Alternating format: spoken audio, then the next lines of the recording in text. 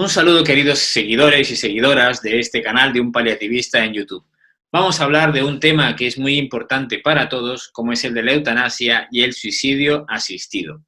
Quédate conmigo durante todo el vídeo, donde hablaremos de diferentes puntos conceptuales acerca de este gran tema que está hablándose hoy en día, como es la eutanasia.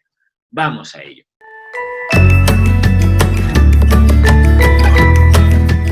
Muy bien, vamos a diferenciar primero 4 conceptos totalmente diferentes pero relacionados entre sí. Una cosa es el suicidio, otra cosa es el suicidio asistido, otra cosa es el suicidio médicamente asistido y otra cosa es la eutanasia. El suicidio es cuando una persona realmente pues, no quiere vivir y se tira por una ventana de un edificio, se avienta a un coche, pues en general. Suicidio asistido es cuando otra persona es la que te ayuda a acabar con tu vida. Suicidio médicamente asistido es cuando el profesional médico es que te aporta las herramientas o medicamentos necesarios para que tú puedas acabar con tu vida. Y la eutanasia es donde el profesional sanitario, como dice la ley, es la que te aplica el fármaco para acabar con tu vida. En este caso puede ser médico o, pues dice, profesional sanitario. A partir de aquí es importante tener unas ideas muy claras respecto a la eutanasia y el suicidio asistido. Muy bien, yo solo para comenzar quiero deciros que intentaré desarrollar de manera conceptual estos 2 puntos, sobre todo el tema de la eutanasia, como punto de apertura a una situación que estamos viviendo ahora todos, la sociedad en general y los profesionales sanitarios. Espero que se pueda entender todo lo que iré explicando y que con todo el respeto y profesionalismo que intento explicarlo, también si alguno quiere dejar un comentario, encantado de poder recibirlo y poder comentar. ¿De acuerdo? Dicho esto, paso a lo siguiente. La gran pregunta es ilícito querer morir? ¿No? Entonces, si nos hacemos esta pregunta, la gran mayoría, que tiene las ideas bastante claras, dirá, pues bueno, sí, pues es lícito querer morir. ¿No? Entonces, es lícito querer morir. Hay algunos que dirán, bueno, no, tú no puedes querer morir. No, no, sí, si algún momento en tu vida pues, puede pasar alguna cosa, es lícito querer morir. Por querer, que no quede. ¿Vale? Entonces, a partir de ahí dices, ¿por qué una persona quiere morir? Es la siguiente pregunta que nos hacemos. ¿Por qué una persona quiere morir? Realmente, cuando una persona te pide morir, ¿qué crees que te pide? Cuando una persona te pide morir, te está pidiendo algo, no necesariamente acabar con su vida. Cuando una persona te pide morir, hay que ir más allá de esa petición y ver que realmente detrás de esa petición hay básicamente un sufrimiento físico, psicológico o existencial. ¿Vale? Entonces, esto es un punto importante. ¿Es ilícito querer morir? Sí. Pero claro, ¿por qué te piden morir? Realmente en situaciones normales o en condiciones naturales normales, nadie está buscando acabar con su vida ni querer morir. Es de sentido común pensar que si alguien te pide morir es porque hay un sufrimiento psicológico, físico o existencial. A partir de ahí, todos estamos de acuerdo, tanto los que están a favor de la eutanasia como los que están en contra. A partir de esto decimos, pero realmente el deseo de morir, como ya lo he dicho en anteriores vídeos y puedes verlo si acaso en este vídeo que te dejaré aquí en la descripción, el deseo genérico, este deseo de morir parte de un deseo genérico, hasta pasando por un deseo esporádico, mantenido en el tiempo, una manifestación explícita de adelantar la muerte, hasta realmente una petición de suicidio médicamente asistido o de eutanasia o quitarte la vida. Quiere decir que el deseo de morir es un constructo que agrupa todas estas fases que realmente no sabemos en qué momento se encuentra el paciente.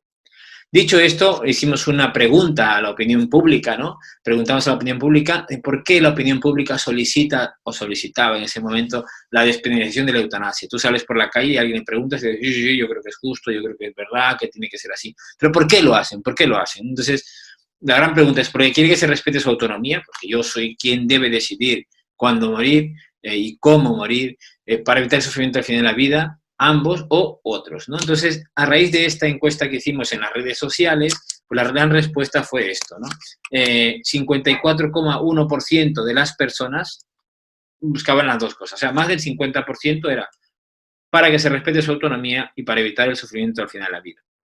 Había un 23,1% que hablaba de evitar el sufrimiento al final de la vida, con lo cual, si sumamos todo esto, hablamos que más de un 70% de personas quiere evitar el sufrimiento al final de la vida. Esto es como de sentido común. Y si hablamos del otro, hay un 60%, un 54% más un 13%, porque quiere que se respete su autonomía, un 60% básicamente quiere que se respete su autonomía. En general, en resumen, aparte de tener en cuenta los otros puntos, por ignorancia, pérdida de sentido de valor, pues menor gasto sanitario, movimiento político, lo que sea. En general, y el sentido común nos dice a todos que las personas que piden acabar con su vida es porque quieren acabar con un sufrimiento, ya te lo están contando, o y además, en un porcentaje menor, ¿no?, que también se respete su autonomía, decidir yo cuándo quiero decidir. A partir de aquí dices, oye, esto ya lo tenemos contemplado en el sistema sanitario, ¿no?, los médicos al menos, ¿no? Nuestro código ontológico dice, ¿no?, el médico tiene el deber de intentar la curación o mejoría del paciente siempre que sea posible. Siempre que sea posible. Esto está clarísimo ya. Y cuando ya no lo sea, permanece su obligación de aplicar las medidas adecuadas para conseguir el bienestar del enfermo, aun cuando de ello pueda derivarse, a pesar de su correcto uso, un acortamiento en la vida. ¿Qué quiero decir? Que si realmente yo veo un paciente que está en un proceso de enfermedad avanzada, yo lo que tengo que hacer es intentar cuidarle, pero si veo que se me está muriendo, lo que tengo que cuidar es que cuando se me muera no se entere de que le están pasando estas cosas, no se entere que su corazón va a 100 por hora, no se entere que le falta el oxígeno, pues no se entere que realmente el pulmón no respira, no funciona correctamente. Porque la gente habitualmente no se muere como en las películas, mirando a todos, despidiéndose y cerrando los ojos. No, la gente se muere pues desaturando, le falta el oxígeno, el corazón va, la tensión cambia. Y esto es importante, por eso el médico tiene el deber de intentar la curación o mejoría del paciente siempre que sea posible. Y cuando ya no lo sea, permanece en su obligación aplicar las medidas adecuadas para conseguir el bienestar del enfermo, aun cuando de ello pueda derivarse, a pesar de su correcto uso, un acortamiento de la vida. Es poner los fármacos necesarios para que el paciente tenga confort. Otra cosa es que ponga más allá de lo que me toca para acabar con la vida de este paciente. Vamos a poner lo necesario para que esté tranquilo. Quiere decir que estoy hablando aquí fundamentalmente de la sedación paliativa, ¿vale? Por eso vamos a seguir hablando de este tema, pero quiero que tengamos las ideas claras. La sedación paliativa, ya lo he dicho muchas veces, podéis verlo en el canal de un paliativista en YouTube, hay un apartado todo dedicado a la sedación paliativa, respecto a fármacos, qué decirle a las familias, cómo trabajarlo, etcétera, etcétera. Pero vamos a hablar del tema conceptual, ¿no?, del que estamos hablando ahora. Es la administración deliberada de fármacos en dosis y combinaciones requeridas para reducir la conciencia de un paciente con enfermedad avanzada o terminal, tanto como sea preciso para aliviar adecuadamente uno o más síntomas refractarios, con su consentimiento explícito o implícito delegado. ¿Qué quiere decir? En resumen, si lo lees, a veces cuesta entenderlo, es yo voy a poner los fármacos en las dosis que yo sé a nivel mundial, aquí y en cualquier parte del mundo, funcionan para dormir la conciencia mientras acontece la muerte. Hablando de un paciente con enfermedad terminal. Ojo, un paciente con enfermedad avanzada o terminal. ¿Vale? Entonces, frente a un síntoma refractario, ¿pero qué es un síntoma refractario? Aquel síntoma que no se puede controlar en un momento determinado con todas las herramientas y opciones que tenemos en ese momento o en esa situación. ¿De acuerdo? A partir de aquí decimos, pues esto es la sedación paliativa. Y esa es la gran diferencia entre la sedación y la eutanasia. Vamos a tenerlo claro, estamos hablando de temas conceptuales. Primero, según la intención de la sedación es aliviar el sufrimiento producido por un síntoma que no se puede controlar. Ya ves, un dolor excesivo. Yo no puedo controlar que se destruyan los órganos internamente. Se destruyen. Lo único que puedo hacer es ponerle los fármacos para que el paciente no lo note. Y si el paciente aún así lo nota, tengo que dormir su conciencia. No puedo dejarlo porque si no, es que puede ser que si le pongo algo más se me muera. Hombre, el objetivo es, la intención es dormir la conciencia para que no se entere. Otra cosa es que tengas la intención de directamente acabar con la vida, como es el caso de la eutanasia, ¿no? Provocar la muerte a petición del paciente para evitar el sufrimiento. Según el procedimiento es administrar fármacos para reducir el nivel de conciencia de forma proporcionada al control del síntoma. Esto es fundamental, proporcionada. Si el paciente se queda tranquilo con cierta dosis, oye, genial, no necesita más. No necesita que le pongas más de lo que ya le toca, ¿vale? Mientras que la eutanasia es administrar fármacos a dosis letales que provoquen la muerte de forma rápida. Eso es la eutanasia. Según el resultado, la sedación es disminución del nivel de conciencia mientras acontece la muerte, mientras sucede el proceso final de la vida. Y esto puede ser reversible. La eutanasia es una muerte anticipada y ya, pues aquí no hay tu tía, el paciente no vuelve a vivir. Se acabó su historia antes de lo que probablemente le tocaba. ¿De acuerdo? Entonces, estas son grandes diferencias entre lo que es la sedación y la eutanasia. ¿Qué es lo que hacemos los paliativistas? Pues la sedación, es lo que hacemos nosotros. A partir de aquí es importante tener en cuenta este punto. Y otra cosa, pero tenemos que darnos cuenta de que hay dos diferencias, hay dos puntos importantes, ¿no? Uno es el momento A y el momento B. El momento A, vamos a verlo así, es el paciente que realmente tiene una vida básicamente sin enfermedad degenerativa y que algo acontece su proceso. Vamos a poner el ejemplo de Ramón Sampedro, ¿no? Ramón Sampedro, el tan conocido Ramón Sampedro aquí en España, ¿no? Porque realmente fue el que abrió, bueno, entre a tantos otros, ha abierto esta puerta a la legalización de la eutanasia, ¿no? En su vida pasa algo, pues se queda tetrapléjico y él pues solicita acabar con su vida porque vivir así no es digno. Hay que diferenciar de estos pacientes que no les toca morir, que ha pasado algo en su vida, ¿vale? Pero que no es un proceso final de la vida, de estos pacientes realmente que tienen enfermedad degenerativa, ¿vale? Aquí, hablar de sedación paliativa, pues es mucho más sencillo. Es mucho más sencillo, ¿por qué? Porque si yo soy consciente que el paciente se me está muriendo, he de ver en cada momento, he de individualizar cada caso. En ese momento diré, pues mire, el paciente se está muriendo, está sufriendo, hay unos parámetros muy concretos en el paciente con cáncer avanzado, en el paciente con patología no oncológica también, pues a partir de aquí decir, oye, el paciente se me está muriendo y lo que tengo que hacer es cuidarle, ¿vale? Pero entonces, vamos a centrarnos ahora, vamos a empezar por la parte de este tipo de pacientes respecto al tema de la eutanasia. ¿Qué pasaría si este paciente, a pesar de su enfermedad degenerativa, dice, no, yo quiero morir de esta manera? ¿De acuerdo? Vamos a ver qué es lo que sucede realmente con estos pacientes que tienen enfermedad degenerativa y que están en una situación muy concreta. ¿Cuál es la realidad, no? Estos pacientes, oye, es que yo no quiero morirme de tal punto de que me vaya deteriorando y que tú me cedes, yo quiero morirme ya, mi autonomía. Esto es importante. Intentamos respetar la autonomía. Otra cosa es que estamos también para garantizar el máximo cuidado con todas las opciones. Este es nuestro objetivo, ¿eh? Primero, respetar la autonomía de estos pacientes y garantizar el máximo cuidado con todas las opciones. Es así que todos los que están promoviendo el tema, o se ha promovido el tema de la eutanasia, dicen, una cosa no quita a la otra, o sea, la eutanasia y los cuidados paliativos. Podemos ir a la par, la ley de la eutanasia y la ley de los cuidados paliativos. A partir de ahí dicen, mira, una cosa no quita a la otra, vamos a hacerlo de esta manera, ¿vale? Pero ¿cuál es la realidad?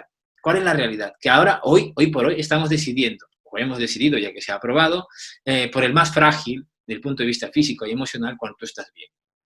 Y sobre un futuro incierto como sociedad. Porque tú no sabes, lo voy a decir, ni cuándo te vas a morir, ni de qué enfermedad te vas a morir, ni quién te va a atender. Y esto está clarísimo. Y te lo digo muy claro, porque yo soy un profesional independiente, soy un profesional que, aparte de ser profesor universitario y tener una plaza en la universidad, pues a nivel asistencial soy un profesional independiente. Quiere decir que ya no trabajo en un hospital público puro y duro, que he trabajado muchos años para el sistema público, sino que me dedico dando servicios a varios sitios, a varios centros y a varios domicilios. Entonces, aparte de tener la fundación, ¿no?, de la que tú vas acompañándome constantemente. Entonces, aquí es un tema. Es muy diferente la atención en una zona que en la otra. O sea, yo recuerdo, y os voy a poner el ejemplo, ¿no?, las grandes diferencias que puede haber en cada una de las zonas, y solo hablando de Cataluña. Ese paciente, las desigualdades que hay, ¿no? Los protocolos son diferentes. Cuando yo trabajaba en un hospital monográfico de cáncer, a un paciente que tenía sensación disneica, recordar que los paliativistas tratamos síntomas, no signos. Síntomas quiere decir que si el paciente que tiene un cáncer de pulmón me dice que tiene sensación de ahogo y veo que le falta un poco de oxígeno, le prescribo un oxígeno domiciliario, porque trato el síntoma. No trato cuánto satura, no trato si tiene una gasometría arterial, un análisis que me dice que realmente le falta el aire. Lo que trato realmente es que él se encuentre bien. Esto pasa en la zona donde está el Hospital Monográfico de Cáncer. Pero claro, si yo me he ido a tantas otras zonas como he tenido la libertad de poder ir y asistir, cuando quiero prescribir un oxígeno, ese paciente tiene que pasar por un neumólogo, estamos poniendo este mismo caso, para que le haga una gasometría arterial y corroborar objetivamente que realmente le falta el oxígeno y tener el signo que le falta el oxígeno y recién pautarle el oxígeno domiciliario. Como no encontrará el signo, porque un paciente que tiene cierta dificultad respiratoria, sensación disneica, probablemente no le falte el oxígeno en la sangre, pero él lo nota porque tiene algo en su pulmón que está ocupándolo. Como cuando estamos constipados, notamos que nos falta un poco el aire. Pues imagínate un paciente que tiene un cáncer de pulmón que cada vez va creciendo. Probablemente tú, si estás constipado, tienes un poco de falta de aire, pero no sale que te falta el oxígeno en sangre. Pero tú lo notas. Y nosotros tratamos lo que el paciente nota. a partir de ahí, ese paciente no tendrá oxígeno en su casa. Solo hablando de este ejemplo tan sencillo es, oye, ¿cuál de los dos tendrá mejor calidad de vida? ¿El que tiene oxígeno o el que no tiene?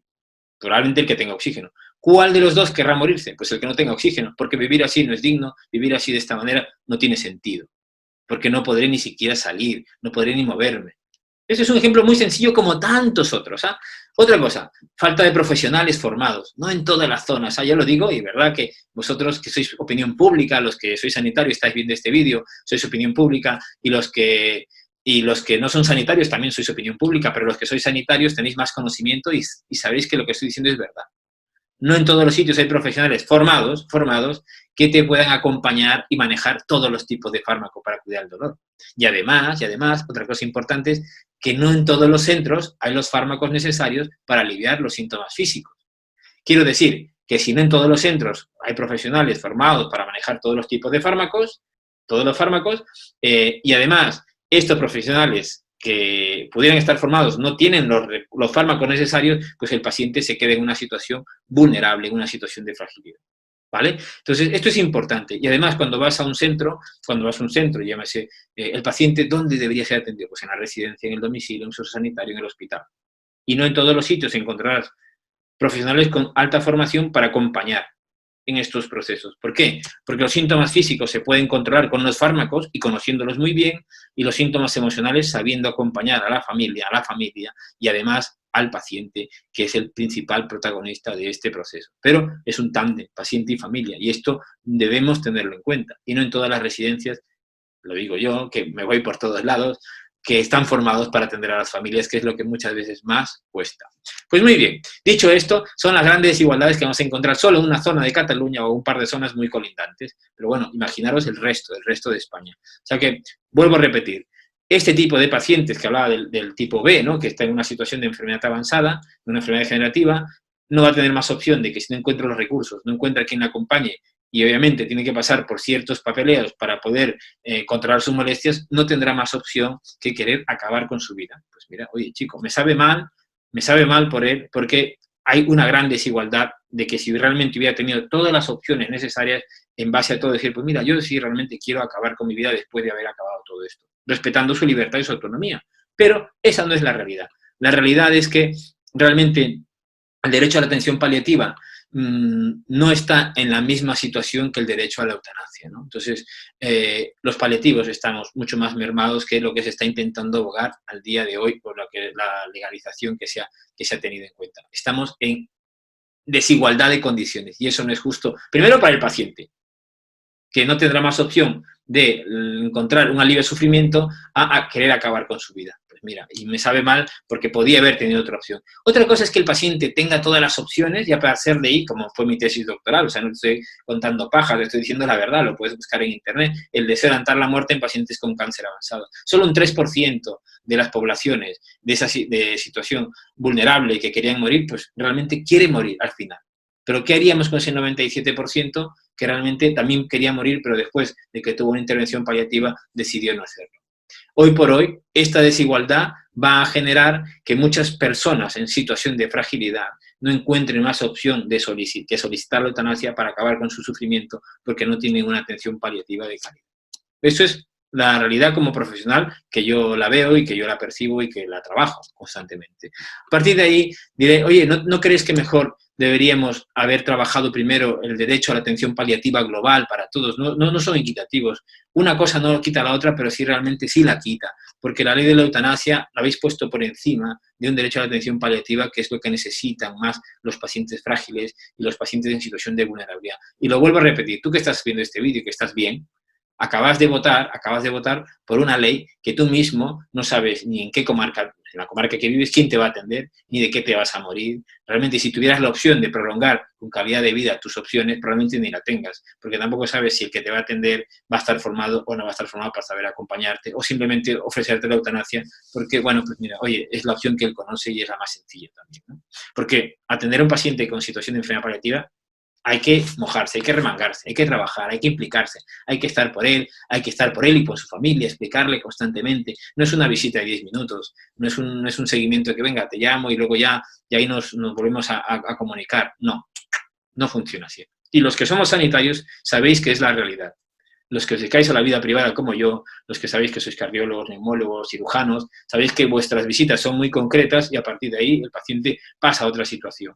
Pero los que nos dedicamos a la medicina paliativa sabéis que para hacer atención paliativa hay que implicarse constantemente, hay que remangarse para trabajar con el paciente y con la familia. Y esto es una realidad que no se lleva en todos lados. Por lo tanto, esta desigualdad no es justa.